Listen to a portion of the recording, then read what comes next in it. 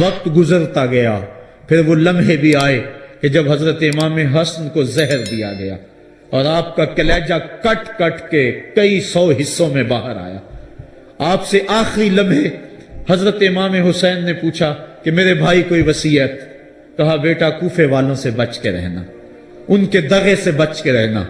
لمحے بیت گئے، 60 ہجری کو یزید تخت نشین ہوا، تخت نشین ہو گیا تھا، لیکن اس نے یہ چاہا کہ حضرت امام حسین رضی اللہ تعالی عنہ میرے لیے بیعت کر لیں، اور اس نے مدینے کے گورنر ولید بن عقبہ کو خط لکھا، اور خط کا مضمون یہ تھا کہ امام حسین کو بلاؤ اور میرے لیے بیعت لو، اور اگر وہ بیعت نہیں دیتے تو اس خط کے جواب کے ساتھ ان کا سر بھیج دو۔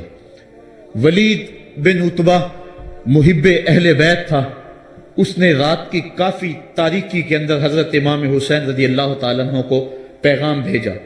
حضرت امام حسین نے حضرت عبداللہ ابن زبیر سے مشورہ کیا، انہوں نے کہا اس وقت گورنر کا بلانا خیر نہیں، صبح جائیں گے۔ آپ فرمایا نہیں میں بھی جاتا ہوں، کچھ سواروں کو ساتھ لیا، کہا تم باہر کھڑے ہو جانا دارالامارت کے، اگر میں آواز دوں تو تم دوارے پھلانگ کے اندر آ جانا۔ ولید بن عتبہ کے پاس امام حسین پہنچے، آپ نے کہا کہ سناؤ کیا معاملہ ہے؟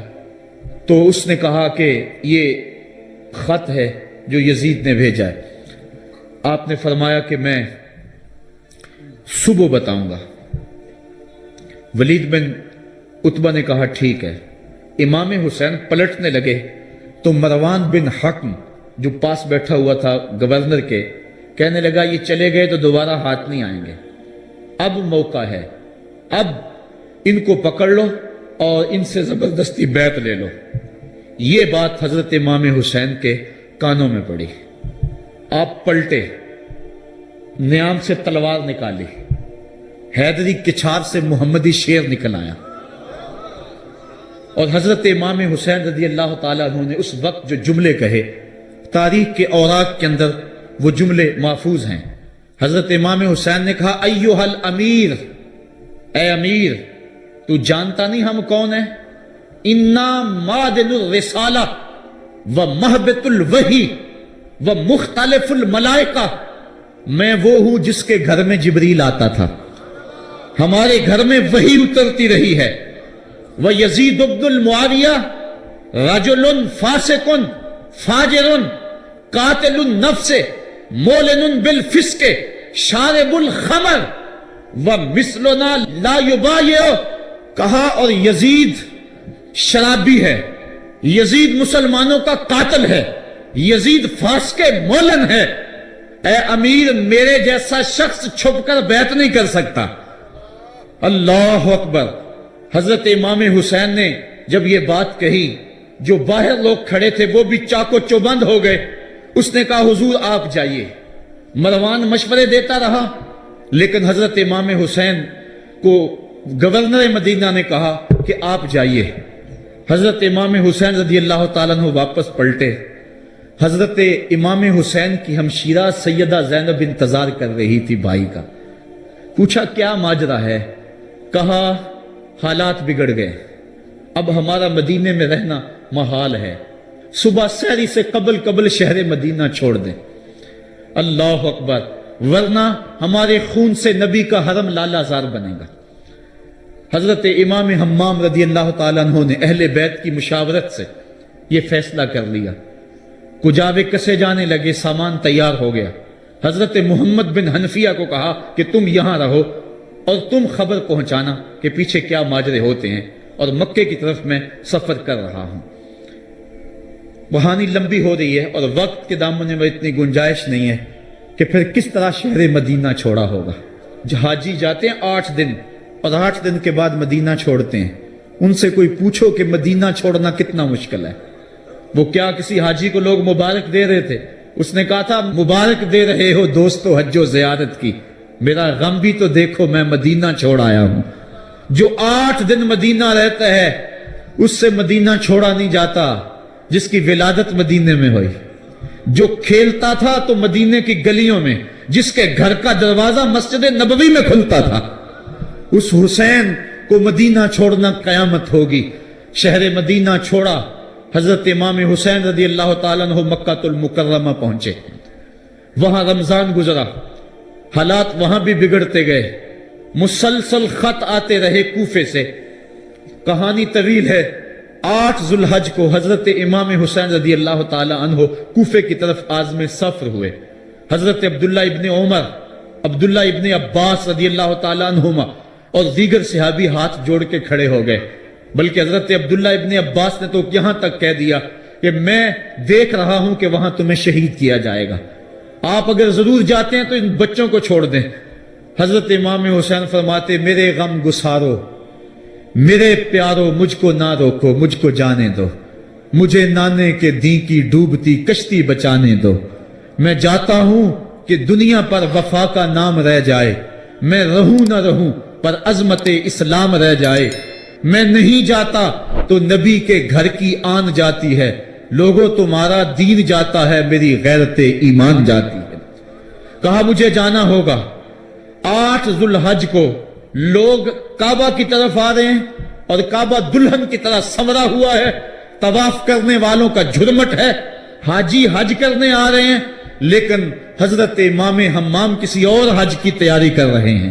کسی نے کہا حج تو کر جائیں، اتنی مرتبہ مدینے سے پیدل چل کے آئے اور آج تو مکہ المکرمہ میں موجود ہیں. کہا پیچھے ہٹو، جو حج میں کرنے جا رہا ہوں وہ نوکھا ہوگا، وہ نرالا ہوگا. تم بھی طواف کرو گے، میں بھی طواف کروں گا. تم طواف کعبۃ اللہ کا کرو گے اور میں خیموں کا طواف کروں گا. ایک حج تمہارا ہے، ایک حج میرا ہے. تم بوسے لوگے کس کے حجر اسود کے، میں اپنے فرزند کا منہ چوموں گا. لوگوں ایک طواف تمہارا ہوگا، ایک طواف میرا ہوگا. تم آب زمزم پیو گے، میں پیاسا رہوں گا. اور تم کبھی صفا پہ کبھی مروہ پہ دوڑو گے، میں کبھی علی اکبر کی لاش اٹھانے جاؤں گا، کبھی میں قاسم کی لاش اٹھانے جاؤں گا، کبھی اون و محمد کے تڑپتے ہوئے لاشوں کو اٹھانے جاؤں گا. لوگوں ایک حج تمہارا بھی ہے، ایک حج میرا بھی ہے. جب تم حج کر لو گے تو تمہاری سائی مکمل ہو جائے گی تو تم سر مڈا کے حرام کھول دو گے، اور جب میری سائی مکمل ہو جائے گی تو میں سر کٹا کے حرام کھول دوں گا. تم سفید حرام پہنو گے، میں سرخ حرام پہنوں گا. اور وہ حج قیامت تک کے آنے والے حجوں کی آبرو ہوگا. حسین اگر نہ شہید ہوتا تو آج گھر گھر یزید ہوتا. اسلام کی عظمت عیاں نہ ہوتی، خدا کے گھر میں اذان نہ ہوتی. بار الہا نوحہ سناتا پھرتا، تا روز جزا اشک بہاتا پھرتا. امداد نہ کرتے اگر کربلا میں حسین، اسلام تیرا ٹھوکریں کھاتا پھرتا. کربلا کی تپتی ہوئی ریگزار میں حضرت امام حسین نے جبر و ظلم کے خلاف جس قوت سے کھڑے ہو کر عظیمت کی داستان رقم کی. 10 محرم کا دن تھا، جمعے کا یوم سعید تھا. بھیچ کربلا کے میدان میں دوپہر کے وقت جب نبی کا خاندان اجڑ رہا تھا، ایک ایک کلی اس چمن کی کٹ رہی تھی. 72 افراد 22,000 کے لشکر جرار کے مقابلے میں کھڑے تھے. وہ یزید جس نے اس کے علاوہ بھی بڑے جرم کیے، جس نے جو ہے وہ 1700 صحابہ کو مکہ المکرمہ میں شہید کیا، جس نے 700 حفاظ کرام کو شہید کیا، جس نے حضرت ابو سعید خضری کی داڑھی نوچ لی، جس نے مدینے کے اندر مسجد نبوی کے اندر گھوڑے باندھے، جس نے جو ہے وہ 3 دن تک مسجد نبوی کے اندر اذان نہ ہونے دی، وہ یزید آج کربلا کے تپتے ہوئے ریگزار کے اندر آل رسول کے ساتھ ظلم کی وہ داستان رقم کر رہا تھا کہ قیامت تک آنسو سسکیاں نہیں تھمنے پائیں گی. یزید مر گیا، اس کا نام مٹ گیا، اس کا تشخص مٹ گیا، لیکن حسین کا نام آج بھی زندہ ہے، اس کا پیغام آج بھی زندہ ہے. یہ ہزاروں کا مجمع، یہ امٹتے ہوئے محبتوں کے جذبات، یہ آنکھوں کا آنسوؤں کا خراج دینا، کیا یہ حسین ابن علی کی زندگی کی دلیل نہیں ہے؟ کون ہے جو یزید کا نام لیتا ہو؟ آج اگر کوئی یزید کا نام لیتا بھی ہے تو سر جھکا کے لیتا ہے.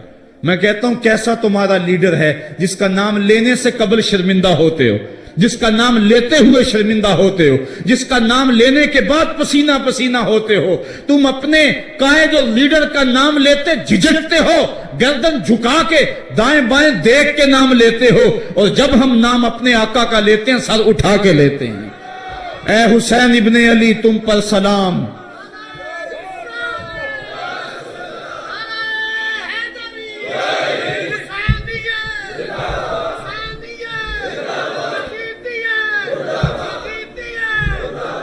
صاحبو کربلا کا تپتا ہوا منظر ہے. کتنے دکھ آ گئے. حضرت سری سختی رضی اللہ تعالیٰ عنہ فرماتے ہیں کہ اللہ تعالیٰ نے جب کائنات کو بنایا، انسانوں کو تخلیق کیا، تو انسانوں کو پوچھا بتاؤ تم میرے ہوگے؟ سب نے کہا مالک ہم تیرے ہیں. لیکن جب دنیا کو پیدا کیا تو 9 حصے دنیا کی طرف ہو گئے، 1 حصہ اللہ کی طرف رہ گیا. پھر جب عقبہ کو پیدا کیا جو 10واں حصہ تھا، اس میں 9 حصے پھر آخرت کی طرف ہو گئے، جنت دوزخ کے لالچ میں ہو گئے. اور 1 حصہ صرف کہنے لگا نہ ہم جنت کو دیکھتے ہیں نہ دوزخ کو دیکھتے ہیں، مالک ہم تو تجھے دیکھتے ہیں. پھر جب اللہ تعالیٰ نے بلاؤں کو پیدا کیا، آزمائش اور امتحانوں کو پیدا کیا، تو 10ویں حصے کے اس 10ویں حصے میں پھر 9 حصے جو ہے وہ پیچھے ہٹ گئے. 1 حصہ ایسا تھا جس نے گردن جھکا کے کہا زمین و آسمان کی بلائیں بنا کے ہمارے گلے کا توق بنا دے، تیرے راستے سے نہیں ہٹیں گے. کربلا کے تپتے ہوئے ریگزار میں وہ منظر رقم ہونے والا ہے. ایک قربانی منا میں ہوئی تھی، غریب و سادہ اور رنگی ہے داستان حرم، نہایت اس کی حسین اور ابتدا ہے اسماعیل. وہاں دمبا آ گیا، آگے 100 اونٹ آ گئے، اور آج اللہ اکبر حضرت امام حسین کربلا کے تپتے ہوئے ریگزار میں 22,000 کے لشکر کے سامنے کھڑے ہیں. کہا لوگو میرا حق پہچانو، میرے خون سے اپنے ہاتھ نہ رنگو، مجھے پہچانتے ہو کہ میں کون ہوں؟ کہا لوگو جلدی نہ کرو، میرے حق کو پہچانو. اس وقت روئے زمین پر کسی نبی کی بیٹی کا بیٹا موجود نہیں ہے. لوگو میرے راستے سے ہٹ جاؤ اور میرے خون سے اپنے آپ کو ابدی بدبختیوں کا شکار نہ کرنا. بلکہ آپ نے نام لے لے کے فرمایا کہ اے زید بن حارث، اے ابن دبی، اے ابن جبیر، اے فلاں فلاں، نام لے کر کہا تم نے خود ہی خط لکھے تھے. انہوں نے کہا ہم خط نہیں لکھے. آپ نے وہ چمڑے کا تھیلا تھا اس کو الٹ دیا، کہا یہ تمہارے خط ہیں اور آج تم مکر گئے ہو. انہوں نے کہا کہ سیدھی بات ہے، یا تو بیعت کرو اور یا پھر مرنے کے لیے تیار ہو جاؤ. حضرت امام حسین نے کہا کیسی بات کرتے ہو، اگر میں نے بیعت کرنی ہوتی تو مدینہ کیوں چھوڑتا، اس جائے پناہ کو کیوں چھوڑتا. دولت کی تجوریاں کھول دی گئیں، پیشکشیں کی گئیں. حضرت امام حسین فرمایا یہ کبھی نہیں ہو سکتا، جس سے صرف حق ہی قبول ہو، یہی جس کا اصل اصول ہو.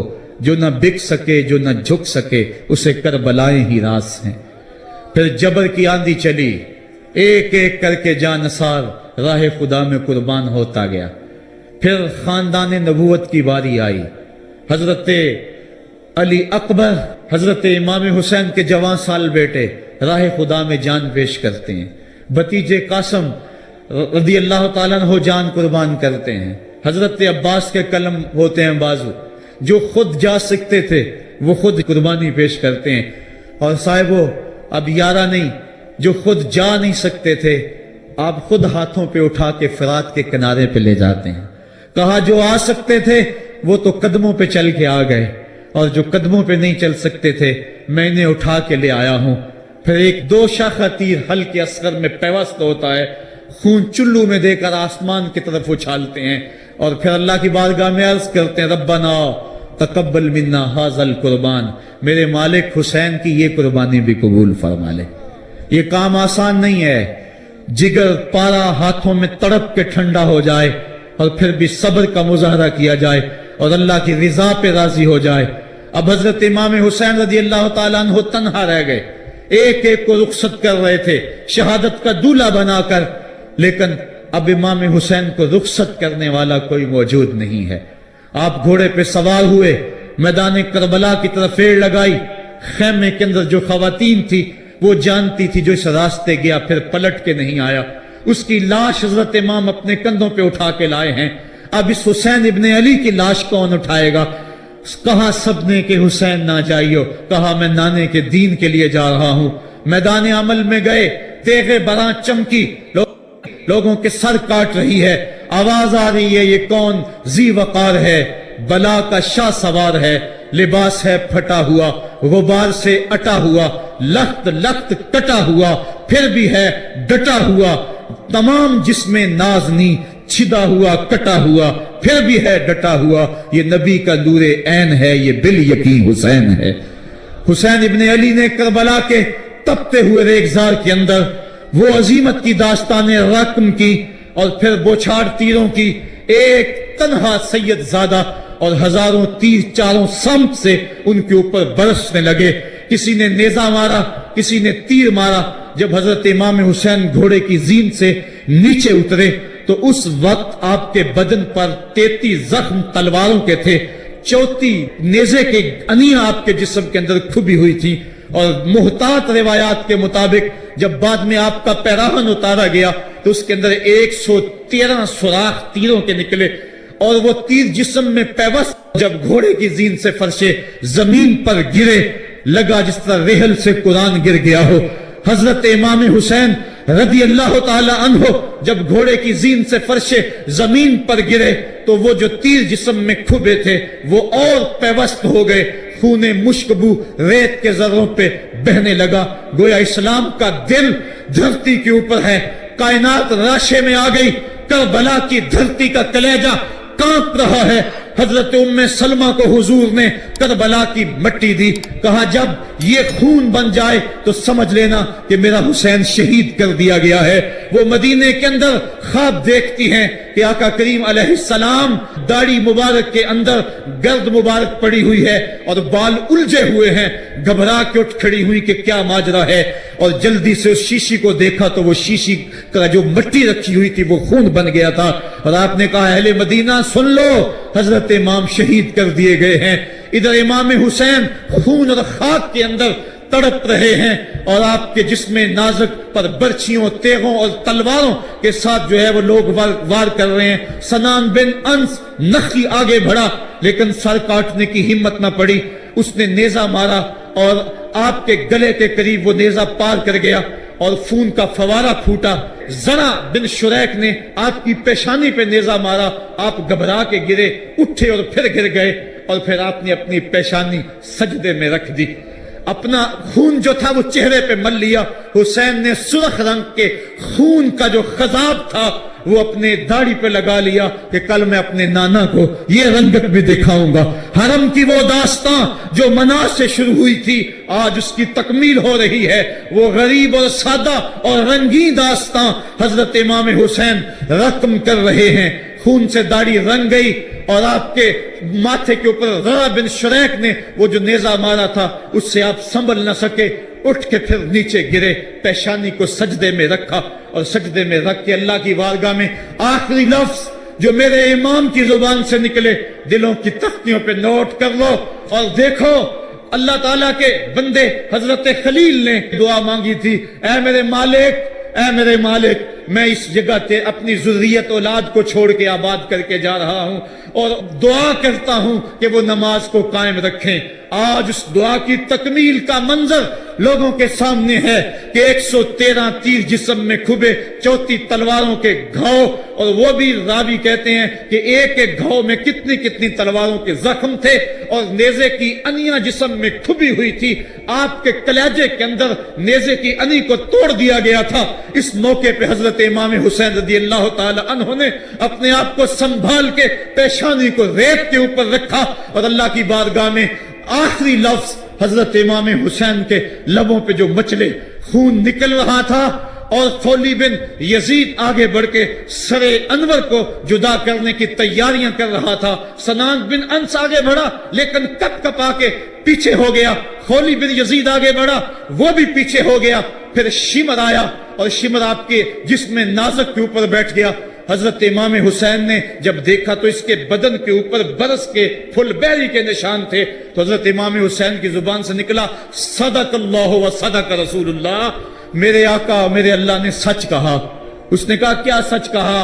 کہا ایک دن میں حضور کی خدمت میں حاضر تھا تو حضور نے فرمایا تھا میں دیکھ رہا ہوں ایک چتکبرا کتا میری اولاد کے خون میں منہ مار رہا ہے، آج میں دیکھ رہا ہوں کہ مصطفیٰ کریم کا وہ فرمان جو ہے وہ پورا ہو رہا ہے۔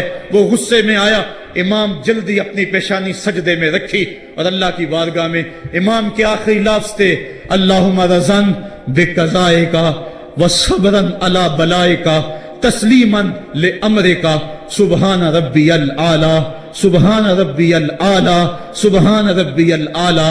مالک بھائی، بیٹے، بھتیجے، بھانجے، جانثار، آیان و انصار سب کچھ لٹا کے، عباس کے بازو کٹا کے، جو جا سکتے تھے انہیں بھیج کے، جو جا نہیں سکتے تھے خود اٹھا کے لے جا کر کے، عباس کے بازو قلم کروا کے، یہ خیمے کے اندر بچیاں یتیم ہو گئی ہیں، سہاگ اجڑ گئے ہیں، میرے مالک سب کچھ لٹا کے نبی کا گھر اجڑ گیا، ایک ایک پتی گر گئی، جن کو بلایا گیا تھا آج ان کی میزبانی تیروں تلواروں اور نیزوں سے ہوئی، لیکن مالک تو دیکھا میری زبان پہ ہائے نہیں آئی، میں نے اف تک نہیں کی، زخم پہ زخم کھا کے جی، خونے جگر کے گھونٹ پی، آہ نہ کر لبوں کو سی، یہ عشق ہے، یہ دل لگی نہیں، یہ محبت ہے۔ یہاں لوگ مصلوب بھی ہوتے ہیں، یہاں لوگ سولی بھی چڑھتے ہیں، حکم ہوتا ہے خبردار اگر آہ بھی کی تو صابروں سے نام کاٹ دوں گا۔ کہا مالک اللہم رضن بے قضائے کا، جو تقدیر تھی میں اس پہ راضی ہو گیا، وصبرن علی بلائے کا، مالک تو نے دیکھا میں نے صبر بھی کیا، تسلیماً لامرے کا، مجھے مالک اعتراض بھی کوئی نہیں، جو تیرا حکم تھا میں نے اس کو تسلیم بھی کر لیا، سبحان ربی الاعلی۔ مالک تو بڑا ہے، تو بڑا ہے۔ حسین سب کچھ لٹا کے، بچے کٹا کے، بازو کٹا کے، گھر اجاڑ کے مالک تیری بارگاہ میں حاضر ہو رہا ہے، اور اتنا کچھ کرنے کے باوجود بھی تیرے پہ راضی ہے۔ میرے مالک تو بھی بتا، تو بھی حسین پہ راضی ہوا ہے یا کہ نہیں ہوا ہے؟ تو بھی حسین پہ اب راضی ہوا ہے کہ نہیں ہوا؟ آواز آئی، اس پیاسے پر علی شیر خدا کو ناز ہے، اس نواسے پر محمد مصطفیٰ کو ناز ہے۔ اوروں نے بھی سجدے کیے پر اس کا عجب انداز ہے، اس نے وہ سجدہ کیا جس پر خدا کو ناز ہے۔ اے حسین ابن علی تم پر سلام، میرے ساتھ مل کے کہہ دو، اے حسین ابن علی تم پر سلام، اے حسین ابن علی تم پر سلام۔ یہی وقت تھا جب خاندان نبوت لٹ رہا تھا، دوپہر کا وہی سما، وہی لمحے، ان ہواؤں کو ہاتھ جوڑ کے کہو ہمارا سلام کربلا والے آقا کے حضور پہنچا دے، اور عرض کرو اے حسین ابن علی تم پر سلام، نازش آل نبی تم پر سلام، تم پہ لاکھوں رحمتیں لاکھوں سلام، اے شہیدان محبت کے امام، لالا گوں لالا بدن لالا کفن، اے چمن اندر چمن، زندگی ہی زندگی تیری حیات، اے حیات اندر حیات، افتخار ملت بیضا ہے تو، رب کعبہ کی قسم یکتا ہے تو، فخر کا دل میں دریچہ باز کرنا چاہیے، جن کا تو آقا ہے ان کو ناز کرنا چاہیے۔ ہم واہ حسین والے ہیں، آ حسین والے نہیں ہیں۔ واہ حسین تیری عظمتوں کو سلام، کو ہمالیہ کا کلیجہ بھی پھٹ جاتا، شک ہو جاتا، لیکن اتنے زخم کلیجے پر جوان بیٹے کی لاش کو کندھوں پہ اٹھا کے لانا کوئی مذاق تو نہیں ہے۔ حضرت امام حسین نے جبر کے خلاف کھڑے ہو کر قیامت تک کے لیے راہ عمل چھوڑا۔ حضرت اقبال خراج پیش کرتے ہیں، آ امام عاشقاں پورے بطول، سروے آزاد دبستان رسول، اللہ اللہ بائے بسم اللہ پدر، مانائے ذبح عظیم آئد بسر، سرخ رو عشق غیور از خونے او، شوخیے این مصرہ از مضمونے او، تا قیامت قطع استبداد کرد، موج خونے او چمن ایجاد کرد۔ اقبال کہتا ہے کہ عشق غیور کے چہرے پہ جو سرخی اور بانکپن ہے وہ حسین ابن علی کے خون کا صدقہ ہے۔ قیامت تک کے لیے جبر کے خلاف جتنی بھی قومیں اٹھیں گی اور جتنے بھی لوگ میدان عمل میں آئیں گے، میں ہر سال کہا کرتا ہوں کہ سب کا قائد حسین ابن علی ہوگا۔ مہاتما گاندھی نے جب اپنی قوم کو کہا برطانوی سامراج کے خلاف کھڑے ہو جاؤ، اور قوم سے خطاب کرتے ہوئے مہاتما گاندھی ہندو نے کہا کہ تم کہو گے وہ حکومت جس کی سلطنت میں سورج طلوع اور غروب بھی ہوتا ہے، اس سے ٹکرانا حماقت ہے، خودکشی کرنے کے مترادف ہے، لیکن اس کے باوجود میں کیوں کہہ رہا ہوں کہ اس سامراج کے خلاف کھڑے ہو جاؤ؟ مہاتما گاندھی نے کہا تھا اس لیے کہ میرے سامنے حسین ابن علی کا کردار موجود ہے۔ آج پوری دنیا کے اندر ظلم اور جبر کی ہوائیں چل رہی ہیں، اور اس وقت امت مسلمہ کو کردار حسین ادا کرنے کی ضرورت ہے۔ اگر ہم نام حسین ابن علی کا لیں اور کرتوتیں اور لچھن سارے یزید والے ہوں تو یہ لفظ لفظ، حرف حرف اور قدم قدم حضرت امام حمام سے منافقت ہے۔ آؤ اگر میں نام حسین لیتا ہوں تو گھر بھی اجڑ جائے، حق کا پرچم کبھی نہ گرنے دوں۔ میں اور آپ اس عزم کے ساتھ میدان عمل میں اتریں۔ ادارۃ المصطفیٰ کسی تنظیم کا نام نہیں، یہ ایک فکر کا نام ہے، ایک تحریک کا نام ہے، ایک مشن اور ایک انقلاب کا نام ہے، یہ روحوں میں ہلچل پیدا کرنے کے جذبوں کا نام ہے، یہ مصطفیٰ کریم کے در پہ سلامی دینے کا نام ہے، یہ اپنا سب کچھ مصطفیٰ جان رحمت پہ قربان کر دینے کا نام ہے۔ آؤ ادارۃ المصطفیٰ کے پلیٹ فارم پہ آپ میدان عمل پہ نکلیں۔ حضرت امام حسین نے اسلام کے گرتے ہوئے پرچم کو تھام لیا اور جبر کی آندھیوں کے مقابلے کے اندر بھی اس پرچم کو خم نہیں ہونے دیا۔